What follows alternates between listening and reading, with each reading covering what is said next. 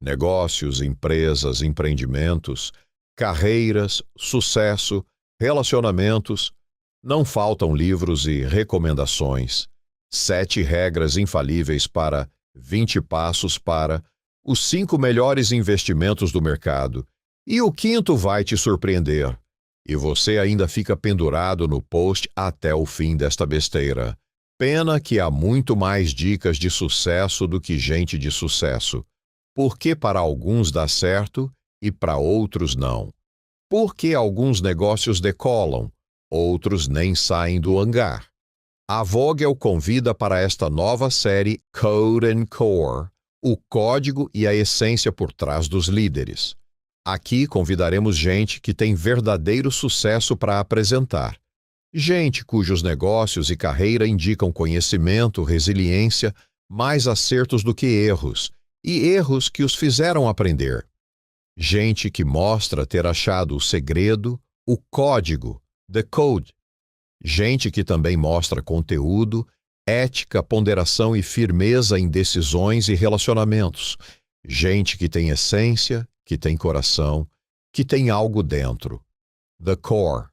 Gente de carne e osso, material do qual todos somos feitos, e gente que tem algo a contar. Venha com a gente.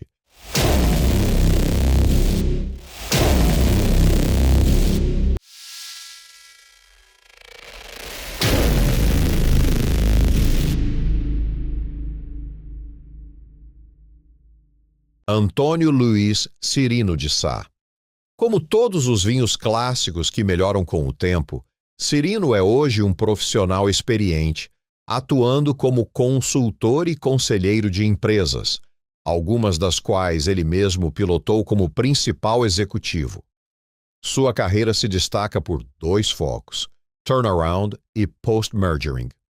Na arte do turnaround, na arte de tomar pelas rédeas uma empresa opacificada e trazê-la de volta às boas performances, Cirino pilotou a Orica e a Britannic, ambas empresas na área de explosivos civis. E na arte do post-mergering, na arte de administrar uma empresa recém-negociada, com todo o clima de incerteza normalmente reinante, podemos listar as mesmas 2 empresas, a Orica como sucessora da Explo e a Enaex como sucessora da Britannic. Em ambas empresas, Cirino teve mandatos bastante longevos. Antes disso, teve passagens importantes pela Moinho Santista e Tintas Coral. E é sempre importante dizer, Cirino nunca deixou de dar atenção à sua vida pessoal e familiar. Segue casado com Flávia, com quem tem 3 filhos. Helena, Raquel e João, todos já crescidos e traçando cada qual sua história profissional. Nós da Vogel, que atuamos com fusões e aquisições, sucessões e repaginamento de empresas, sabemos como estas missões são espinhosas e difíceis e requerem arte e magia em sua condução. É por isso que queremos ouvi-lo e conhecer melhor seus segredos, o código e a essência por trás desta história.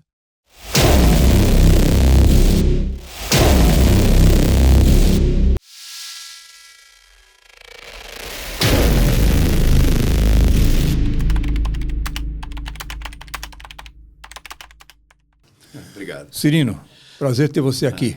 Bom, o prazer é meu, eu te agradeço muito o convite, é uma oportunidade muito legal, inclusive, de voltar a conversar com você e te rever de uma maneira muito tranquila, né? Então, rememorando um pouco as conversas que a gente tinha dentro da Coral, ou quando a gente voltava de carona ou ia de carona para a empresa. E depois, a tua passagem lá pela Enaex, que não era Enaex na época ainda. Era ainda Britannic. Ainda era Britannic. Depois você, e como você falou, como concorrente. Eu espero que a concorrência não seja o problema hoje. Não, mesmo porque não somos mais há muito tempo. No hard feelings. Mas não fomos mesmo, é verdade. Exatamente. Né? Então, eu acho que um aspecto que a gente quer conversar contigo é justamente isso. Você tem uma experiência destacada, pode trazer aqui ao pessoal que nos ouve, justamente contando um pouco das particularidades. E eu acho que uma coisa mais que me chama a atenção, como a gente já falou anteriormente, você teve mandatos como CEO, tanto na Orica como na Enaex, usando os nomes finais, fabricantes de explosivos civis, bastante longevos, Sim. Mandatos bastante longos. E esses mandatos não foram apenas para manter as coisas andando. Você pegou as empresas em condições bastante diferentes de como as deixou. Isso. Então, essa posição do longeva, que é uma coisa até relativamente rara. Hoje, mandatos de executivo como alto executivo, você tem mandatos relativamente mais curtos. Onde você tem que dar o resultado ou vira técnico de futebol. Como é que você enxerga essa tua visão de longevidade profissional e também do sucesso que você teve? Como é que você olha todos os seus melhores causos? Conte um pouco para a gente inicialmente. Tá bom. Bom, eu acho que a primeira coisa que a gente tem que entender é que é a indústria onde essas duas empresas estão colocadas, né? A indústria de explosivos e que a grande alteração disso, que agora se chama serviços de detonação ou blasting services, né? Que é para deixar a coisa um pouquinho mais fancy, né? Mas não assustar tanto a tia. Não assustar. O teu trabalho fazendo bomba, filho. Mais ou menos isso. Né? A indústria de explosivos é uma indústria muito tradicional. Ela é muito conservadora, os ciclos tecnológicos eles são longos, então para você substituir um produto básico, você leva 10, 15 anos. Então, só para dar um exemplo, quer dizer, a indústria de explosivos começou com as dinamites, né, que eram nitroglicerina absorvida em calcita ou em qualquer outro carbonato, aquelas de desenho animado, né? E aí evoluiu para alguma coisa que o pessoal chama de aquagel, que era uma mistura já com alguns outros produtos químicos, e chegamos na emulsão à base de nitrato de amônio, que é um produto que foi inventado há 20 anos atrás e hoje em dia você tem variações sobre o mesmo tema. Você tem emulsões para determinado tipo de rocha, emulsão com densidades diferentes, mas são emulsões. Então, esse é um bom exemplo de que a evolução tecnológica dessa indústria ela é lenta.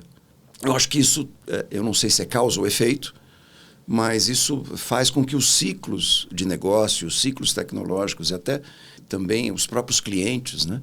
Um ciclo mineiro, um ciclo de uma mineração é de 30, 40 anos. E um contrato médio entre 5 e 10.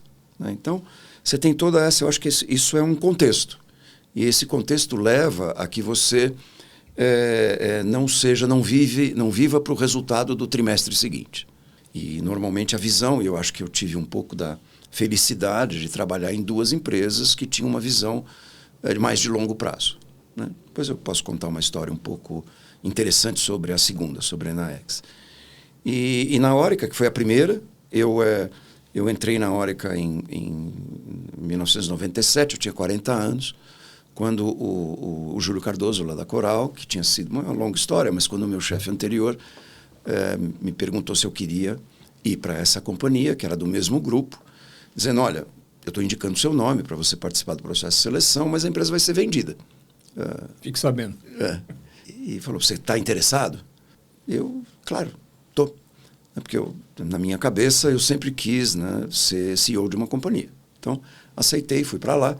E aí, essa empresa realmente foi vendida para dentro do processo de IPOs que a ICI, que era a antiga dona, estava fazendo com alguns negócios que ela tinha. Um dos negócios que foi sujeito ao IPO foi a ICI Austrália. E da ICI Austrália surgiu uma empresa chamada Orica. Eu acho que esse ciclo que foi de 8 anos, nós passamos muito por um processo de reestruturação. Qual era o objetivo da companhia no Brasil? Ela tinha que se internacionalizar, se integrar na nova estrutura que passou a ser controlada da Austrália e se expandir. Então era um mandato muito de crescimento. Não existiam aqueles choques clássicos de cultura, porque no fundo nós estávamos no mesmo meio. Eram mantidas as mesmas pessoas. Isso. E as mesmas direções praticamente. Exatamente. Então o mandato ali era muito mais de fazer a empresa crescer. E aí é aquela história do turnaround que você falou, que eu peguei a empresa, quando eu entrei, numa situação muito ruim, por outros problemas derivados do meu antecessor. E ele tinha terceirizado toda a área comercial, uma coisa impensável, né? Então, toda a parte de distribuição, ele tinha terceirizado toda a parte de tudo com distribuidores ou prestadores de serviço. Então, a empresa na época era uma manufatureira. Ela fazia produtos. Terceirizou o cliente. Exatamente. Que é o que a gente sempre diz, né? Você pode fazer qualquer coisa, mas não terceirize o teu negócio. Quando eu assumi a companhia, eu tinha 3 objetivos maiores. Fazer um reinsourcing, trazer todo mundo de volta, reestruturar a companhia, melhorar muito os níveis de segurança, que é um valor, né, essencial para uma empresa desse tipo. Explosivos. Né? Você está muito exposto ao risco. A história das empresas de explosivos está cheia de empresas que desapareceram depois de um acidente sério. Como a gente costuma dizer nesse setor, safe business is good business. Isso é uma coisa que eu dei muita atenção para melhorar os padrões. E depois também a parte de qualidade de produto. Isso podem parecer coisas banais, mas é que uma falha de produto numa operação mineira, você pode interromper a produção de uma mina durante 2, 3 dias. E isso é absolutamente impensável. Eu dediquei muito tempo a fazer isso, a fazer essa estruturação básica. Depois, eu coloquei a companhia na direção do mercado externo. A empresa cresceu bastante. Em 2006, no final desses 8 anos, houve uma grande mudança organizacional. Eu tenho certeza que você já ouviu falar disso, da famosa organização matricial, com a qual eu não me dei bem. E acabei saindo por divergências muito sérias com o meu chefe. Minha experiência com organização matricial é que quem tem 2 chefes opta por um.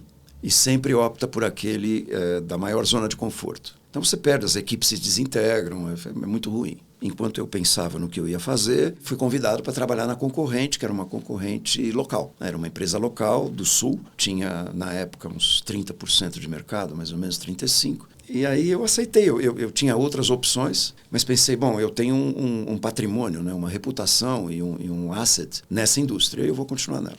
Eu acho que eu tive diversas empresas dentro da mesma empresa. Eu fui CEO de diversas empresas. Então, eu fui CEO de uma empresa local durante os 6 primeiros anos, onde eu fiz um outro turnaround. Alguns anos depois, a empresa foi vendida 2/3, nós vendemos 2/3, para um consórcio de uma empresa peruana e uma empresa chilena, de 2 grupos que eram controladores de empresas de explosivos também. Eles entraram na companhia, compraram 2/3 e aí eu tive um ciclo de 3 anos onde tínhamos 3 sócios. Em 2015, a Enaex, que é a empresa chilena, comprou os outros 2. E passou a ser unitária. Passou a ser proprietária 100%. Aí foi o 3º ciclo, até 2023, quando eu passei para o conselho da companhia.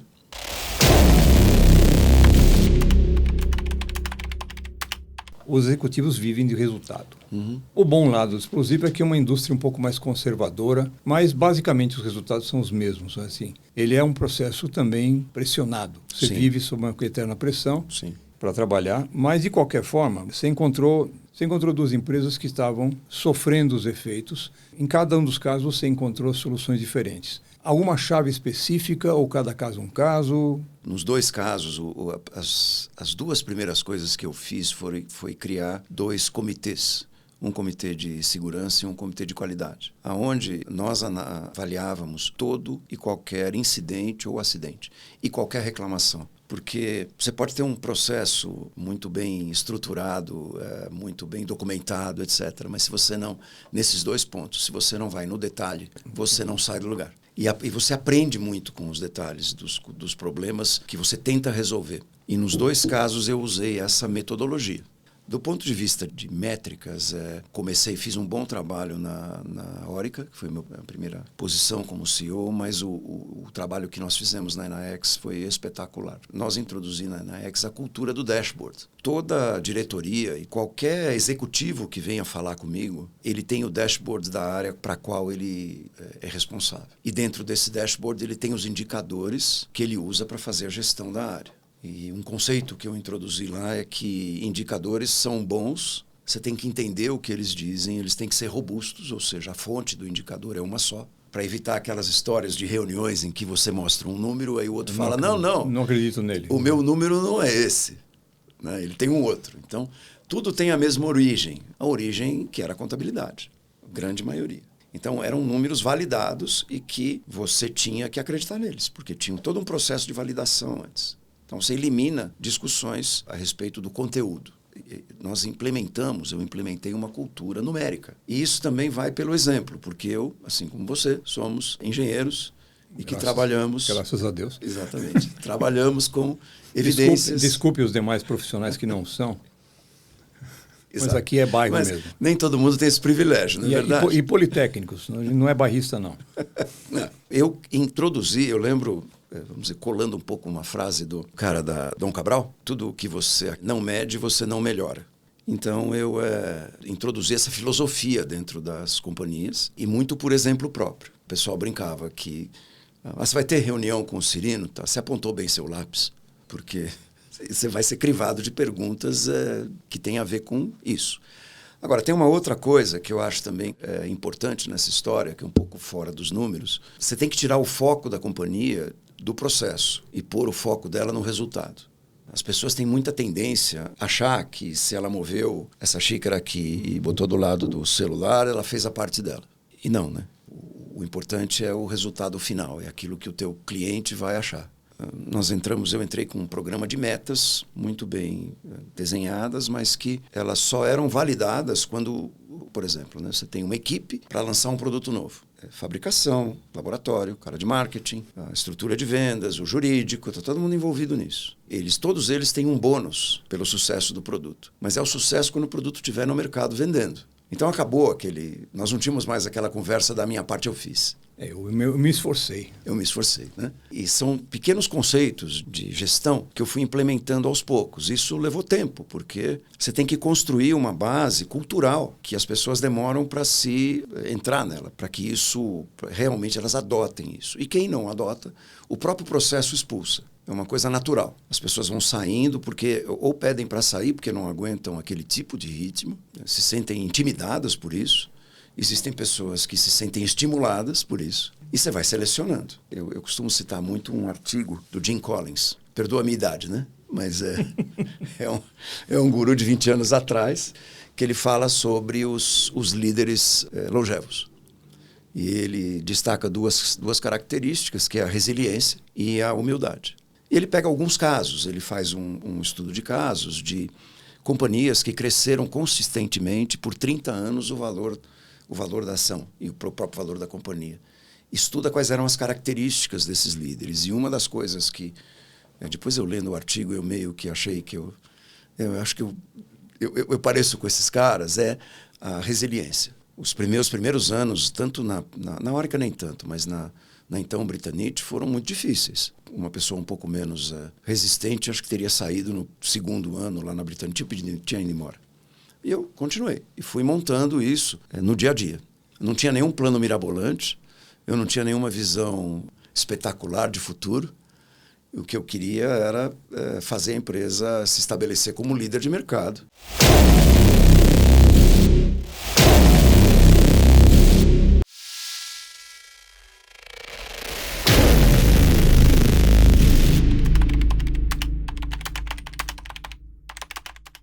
A vida é feita de negócios reais, com executivos reais, com profissionais reais, e não só de super-homens, né?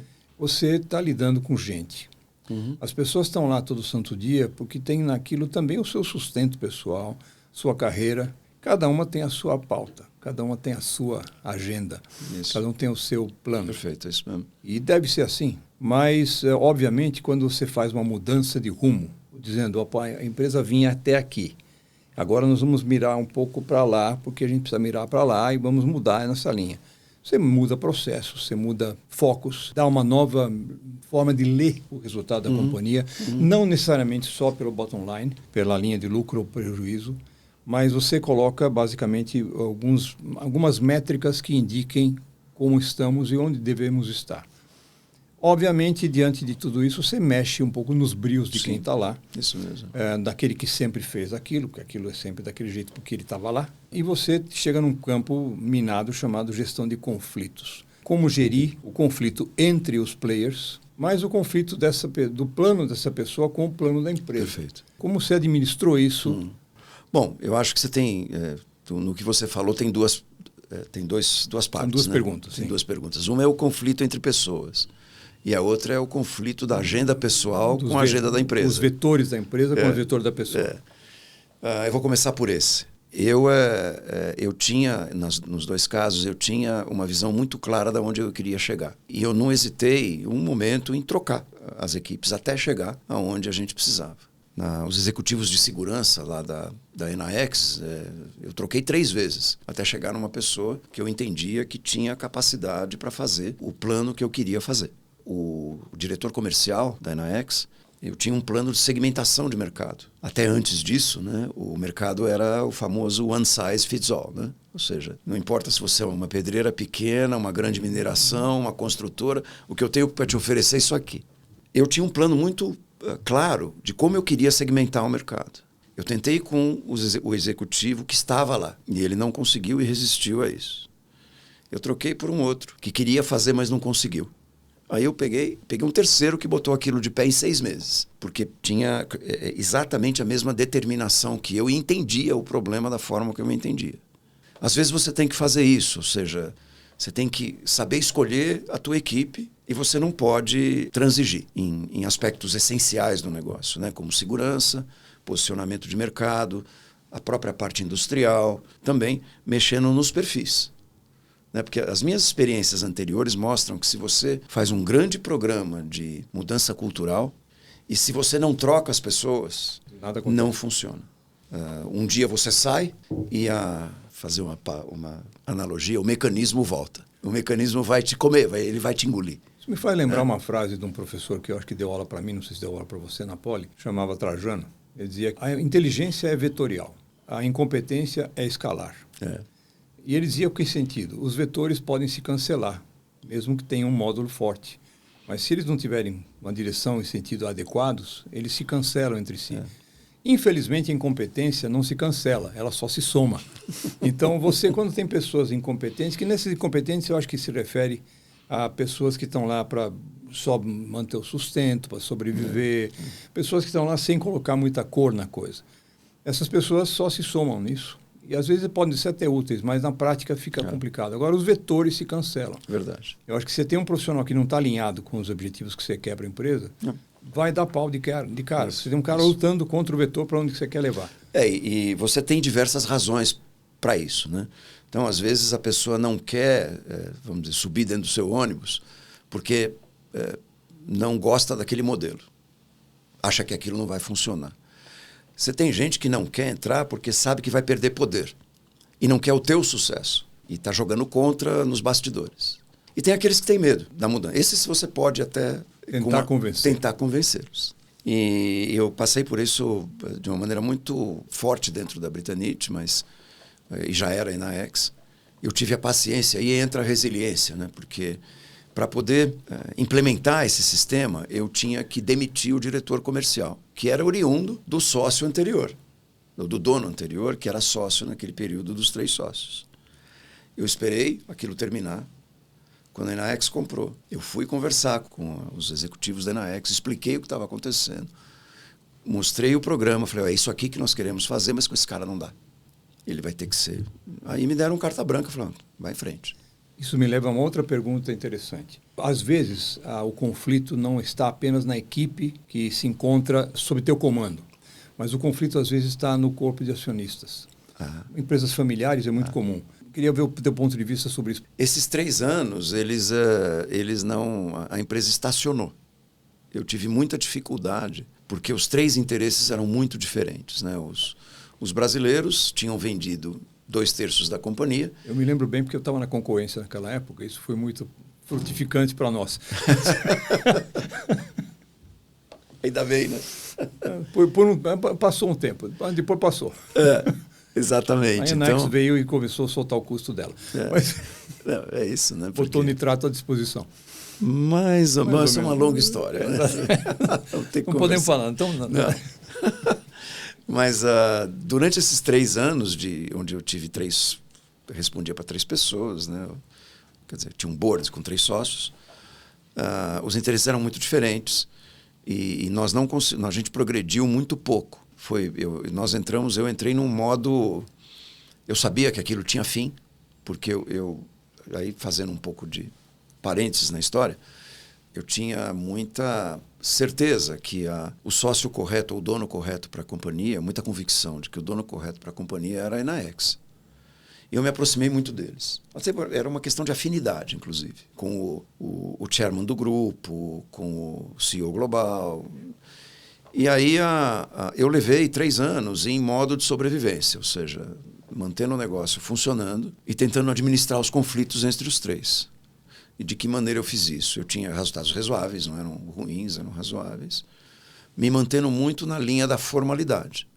Essa foi a minha escolha. Quer dizer, tudo aquilo que tinha que ser decidido na mesa do board, e as decisões tomadas lá não podiam ser modificadas até a próxima reunião do board ou uma reunião extraordinária.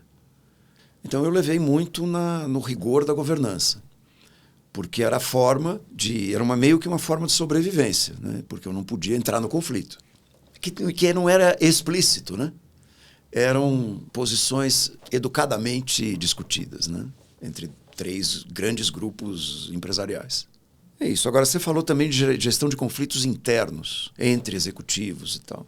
Para mim, a única solução que tem é franqueza e comunicação assertiva, né? Então, eu tenho um problema com você. Normalmente, eu tentava entrar de mediador. Às vezes conseguia, às vezes não. E tentar colocar os pontos de vista das pessoas e decidir. Até o momento em que você tem um impasse, eu tinha que entrar e decidir. Olha, nós vamos fazer desse jeito, lamento muito, terminou a história aqui. E vamos em frente.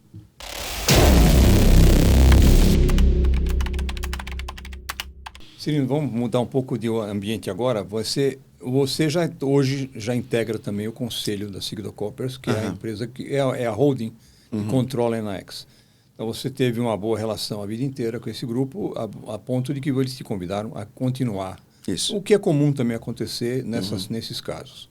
Transitou, você ainda hoje mantém uma perna executiva por questões particulares. A transição do executivo do dia a dia, do cara que manda e eu aperto o enter e a coisa acontece. Isso. Para aquele cara que aperta eu sugiro tal coisa, eu espero que o novo CEO faça acontecer ou não. Como é que foi na tua versão pessoal essa transição? Como está sendo essa transição? Confesso para você que teve um lado bom. De uma certa forma, tive o privilégio de ter uma transição quase automática, né? Quer dizer, eu era executivo no mês 1, no mês 2 eu estava no conselho.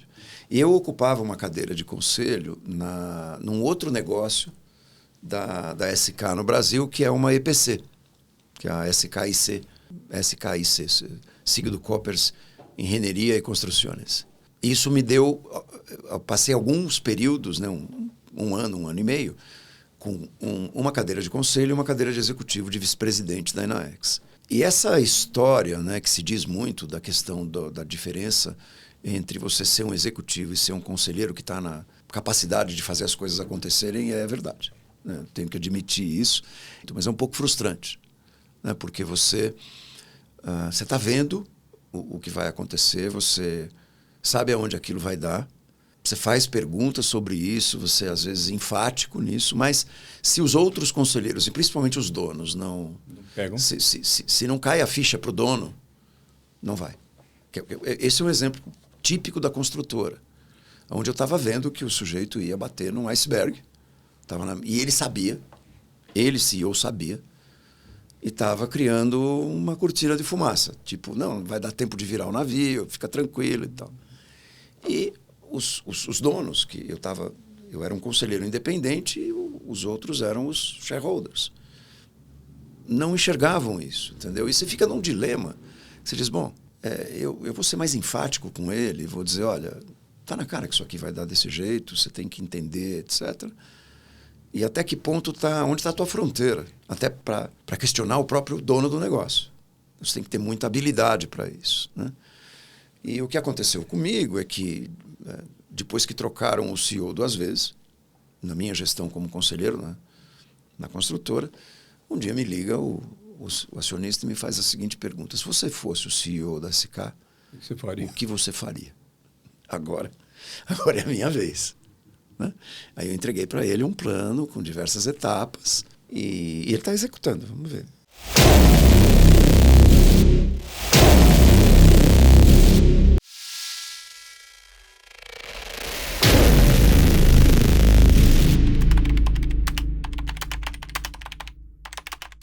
O que faz um conselheiro? Para que serve um conselheiro? Interessante sua pergunta, porque eu acho que isso pode ser aplicado já para as empresas que já têm conselho. eu acho que tem um viés de curto prazo nas conversas, normalmente. As reuniões de boards, elas sempre estão olhando, o horizonte de planejamento é curto. Sobretudo no Brasil, que é um país imediatista. Então você vê que as conversas falam sobre o CAPEX do ano em curso ou do próximo ano. Existe muita deficiência da visão de mais longo prazo e da visão que a gente costuma dizer, da visão sistêmica, né? Ou seja, quais são os fatores extra-negócio que podem afetar o negócio. Por um exemplo, no negócio de explosivos, você é um negócio extremamente sensível a questões geopolíticas. Então, você vê, uma das matérias-primas que você conhece, que é o TNT, é hoje uma matéria-prima que subiu 5 vezes de preço desde que explodiu a guerra na Ucrânia. Não tem muita saída. Quando estava na gestão, tentei convencer o pessoal da Inaex de fazer uma planta de TNT no Brasil ou em algum lugar da América Latina. Porque eu estava vendo que aquilo ia acontecer. Eu tenho um paper de 5 anos atrás em que eu dizia que isso deveria ser feito. Então, eu acho que o papel do conselheiro, até para essas empresas médias, é levar essa visão de longo prazo. Não precisa ser detalhado, ou seja, olha, por exemplo, esse que estou te dizendo, olha, teve uma guerra, nós temos 2 matérias-primas sujeitas a isso, o que nós vamos fazer? Ah, mas a guerra não vai demorar. Vamos analisar se ela vai durar ou não vai durar? Se ela durar ou não, qual vai ser a consequência? Exatamente. Existe uma tendência do curto prazo, mesmo nos próprios conselhos. Concorda que podemos dizer também que o conselheiro pode funcionar como poder moderador? Também. Ao ouvido do dono.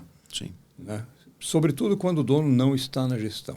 Mas aí é uma relação de confiança, né? Sim. Que você vai ter que construir com algum tempo. Até que ele aceite, né? Que exista alguém que pode ser o moderador das questões. Isso é uma questão de tempo, a gente aprende na prática. Né? Não só aqui, qualquer lugar fora do país também, a função do conselheiro é uma espécie de... Eu pelo menos tenho isso para o meu consumo. É difícil para você, pessoalmente, circunscrever-se a um novo contrato, que você não está no volante do carro, mas você está de passageiro. Se alguma coisa acontecer, se você está, sobretudo, num deliberativo... Exatamente, no conselheiro estatutário. Exatamente. Aí você está no carro e qualquer coisa que acontecer, você está lá dentro. Verdade. Agora, o consultivo é um pouco mais fácil nesse aspecto fiscal. Sentido, Mas seja como for, vamos dizer... É meio frustrante se você não vê a sua influência nas questões. Sim, você acaba se frustrando. Para mim, mas o que você falou, o poder moderador é uma coisa importante, eu acho que a visão de longo prazo é outra, e uma visão um pouco mais ampla dos stakeholders, de uma maneira geral.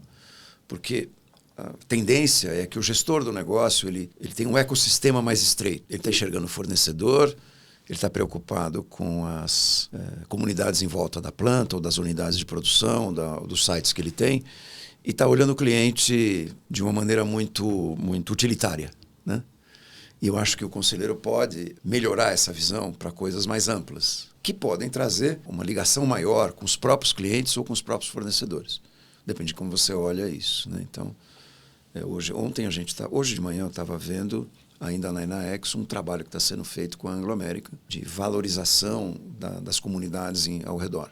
Mas uma coisa extremamente bem fundada, não é clientelismo, é um negócio de valorização das pessoas, em criação de empreendedores.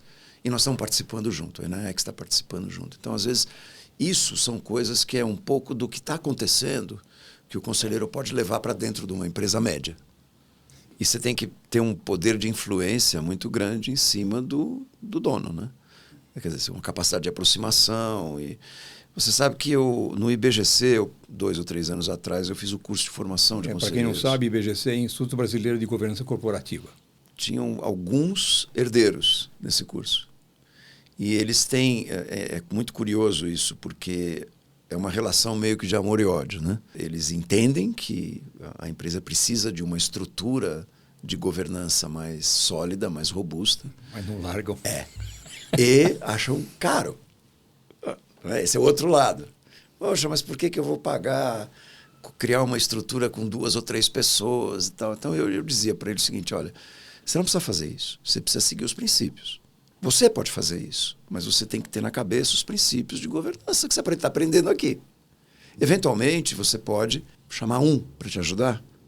E aí você começa a criar uma estrutura que um dia pode chegar num conselho estruturado, com 2 ou 3 independentes, etc. Mas a tendência desses herdeiros que eu vi é essa, ou seja, é legal, mas não é para mim.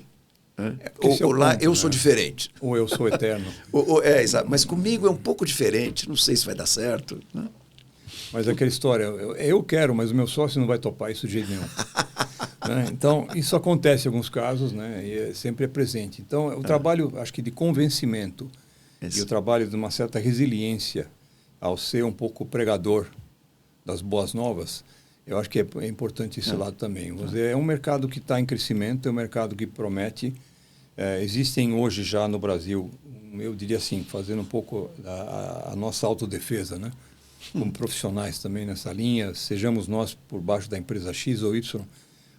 O Brasil formou um grupo de executivos extremamente resiliente, que aguentou processos de planos econômicos dos mais malucos, onde as regras mudavam toda semana, e esse pessoal, esses executivos dos mais diversos caminhos, sejam comerciais, industriais, sejam financeiros, RH até, esses executivos se acostumaram a saber quando apostar no médio prazo, quando apostar no longo prazo e quando apostar agora, muda já, porque agora é sério. Então, e saber conviver com alterações bruscas, né? Eu me lembro quando estava na Orica ainda, isso é uma passagem interessante, eu levei 1 ano e meio, 2 anos para deixar a empresa legal. Então nós tínhamos lá, íamos fechar o ano com resultado bom. Eu não me lembro, acho que foi em dezembro, janeiro do ano seguinte, que teve a maxi do governo do Fernando Henrique. Então, o que aconteceu? Como eu estava num grupo australiano, contabilidade, metas, todos em dólares, e aí eu, de um ano para o outro, eu tive que dobrar o resultado em moeda local, para entregar o mesmo resultado em dólares. Assim, mudou em um mês. Sim. Ah, sabe aquilo lá que você estava pensando não vale mais, tá? Agora é 2 vezes isso. E aí, quando a visão do acionista, né? Quando eu tentava justificar, dizendo, olha, isso aqui é um fator externo, ele estava falando, teu negócio não é robusto o suficiente. Você tem que arrumar uma forma de ser imune a isso. Então, só se eu mudar do Brasil, né? Todo alto executivo brasileiro conseguiu uma coisa na vida que você vai concordar comigo. Conseguiu controlar os seus impulsos homicidas.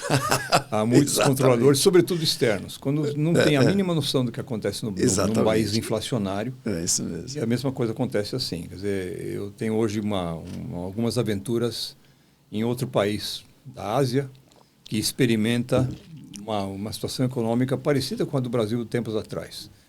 Hoje se requer uma capacidade de análise financeira, você tem que fazer conta de cabeça. Você tem que fazer, não é uma conta de 2 mais 2, não. Exatamente. Tem que tirar juro composto de cabeça. Eu acho que a capacidade que você tem a criatividade, a capacidade de mudar de rumo no curto prazo, o executivo do Brasil é muito bom nisso. O importante é que você mude sempre tendo a tua linha mestra estável. Você sabe para onde você quer ir.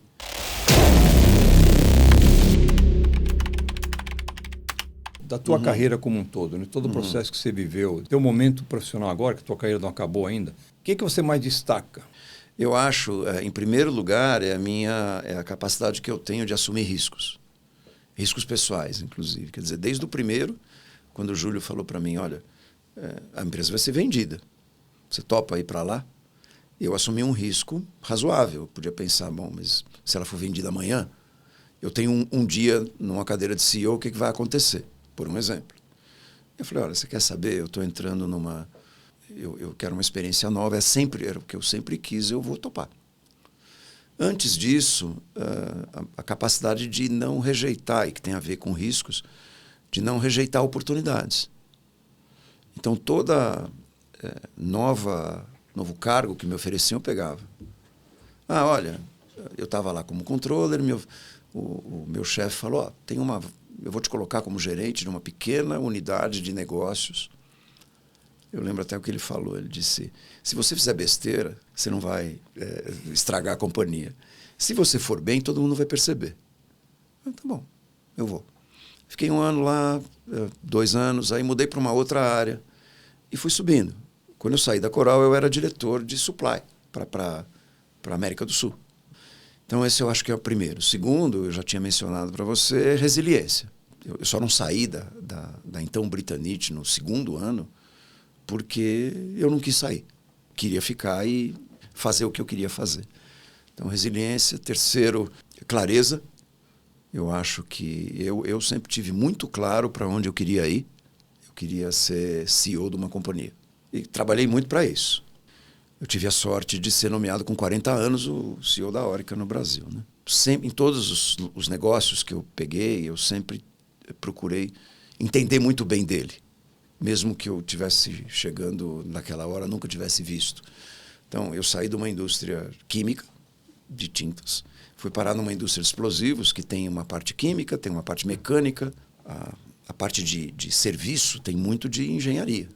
E eu fui aprender no próprio exercício da função. Formar boas equipes, procurar sempre colocar na cabeça das pessoas que o cliente é quem movimenta a companhia. E acho que na Enaex a grande sacada foi entrar com um modelo de segmentação. Porque aí nós organizamos o atendimento ao cliente. Cada segmento tem as suas alavancas e são diferentes de um segmento para o outro, ou seja, aquilo que o cliente quer é diferente. Numa mineração, você olha mais a parte do custo de processo, da segurança a longo prazo. Numa hidroelétrica que você está construindo, você tem que executar dentro do cronograma do fulano que te contratou, porque senão ele perde, ele vai pagar uma multa pela energia não gerada. Cada segmento tem os seus valores. E também a gente criou, aqui na Enaex, participamos da criação de uma área de desenvolvimento técnico muito robusta. Hoje em dia a gente é visto como referência mundial. O que você diria para os caras, o pessoal que está na trincheira? Eu acho que, em primeiro lugar, tenha claro o que você quer. E não necessariamente você tem que entender aquilo que te motiva. Você pode ser motivado pela vida executiva, você pode ter motivações pessoais, você pode ter... Esse é um primeiro. Segundo, eu estou me espelhando em mim. Né? Uhum. Segundo, aproveite as oportunidades que aparecerem. Não coloque muitas restrições. Então, eu estava lá sentado lá na controladoria quando me ofereceram um cargo na área comercial. Eu podia dizer, mas eu não entendo nada disso aqui. O que eu vou fazer lá? Eu não gosto de ser vendedor. Você tem que passar por tudo isso. Aproveite as oportunidades. Terceiro, você não pode nunca ter vergonha de aprender. A questão de você dizer eu não sei não é pejorativa, ela não vai te diminuir. Então, por um exemplo, quando eu entrei na indústria explosiva, eu não entendia nada de segurança de processo. Zero. Eu peguei o cara de segurança, que era um sujeito super competente. Toda vez que eu ia a Lorena, a gente passava uma manhã andando pela fábrica e ele ia me explicando os princípios básicos de segurança. E eu acho que escolha suas batalhas, você tem que ter ideia correta daquilo que vale a pena e não jogue limpo. Não seja inocente, mas jogue limpo, sempre. Porque o payback vem. Né? E seja muito convicto dos seus valores. Eu tive uma experiência interessante outro dia, quando o CEO da Enaex na França, que é um franco-argentino, ele falou, olha, nós estamos com um problema de produção aqui, porque não estamos dando conta então, da demanda. E o Juan Andrés falou, por que não punha mais um turno? Aí ele virou para o Juan Andrés e falou assim, o Antônio disse que nessa linha de produção não dá para trabalhar à noite. É muito risco. Então, é uma coisa legal, né, de você ver que certos princípios que você não abre mão, eles permeiam pela organização.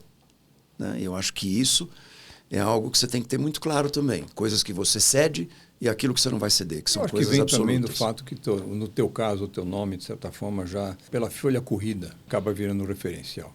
Mas esses aspectos é que valorizam o aged professional, o profissional experimentado. Você tem que saber reagir rápido, você tem que saber quando reagir, quando não reagir. A arte de saber só vem com quilometragem. Você falou um ponto interessante, que na realidade, isso vem com a idade, mas é algo que você tem que desenvolver, que é a ansiedade. Você tem que aprender a controlar a sua ansiedade, porque nem tudo que você faz, o resultado vem no dia seguinte. Né? Então, você tem que esperar. Né? E eu acho que isso é muito comum quando você... Não é comum, mas ocorre bastante quando você faz uma mudança grande numa companhia.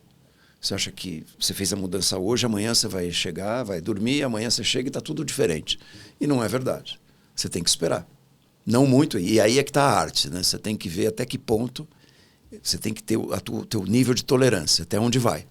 E até que ponto você vai, bom, puta, acho que eu vou ter que mexer de novo, né?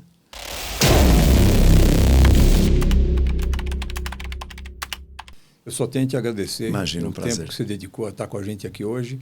É enriquecedor para mim, que eu tenho o prazer de estar falando com quem eu já fui colega de trabalho, concorrente, trabalhamos juntos, trabalhamos separado. E eu não posso mentir, né? Porque você sabe. Mas eu acho que o ponto central é justamente isso. Eu acho que o que você falou também. Eu acho que o mercado de trabalho não é tão impessoal assim. Quer dizer, apesar de toda a nossa história, a gente já ter vivido em trincheiras opostas um certo tempo, ou na mesma trincheira, a amizade fica, o respeito fica, e sobretudo fica o fato, você conhece o profissional, sabe o que ele é capaz de fazer, você acaba falando assim, vamos ouvir esse cara. E assim funciona. Eu acho que isso é valor, é o que eu volto a falar. Essas relações, o mercado de trabalho também te enriquece, porque você desenvolve relações que não ficam, que duram muito mais do que poucas estações. É verdade. Esse é o aspecto principal. E eu fico feliz e honrado de ter Obrigado. Teu nome entre aqueles que eu fico, volta e meia, a gente volta a falar de vez em quando, troca um WhatsApp aqui e ali, nem que seja falar besteira. É verdade. Faz parte. Cara, obrigado, viu, pela entrevista, pela oportunidade, muito bom.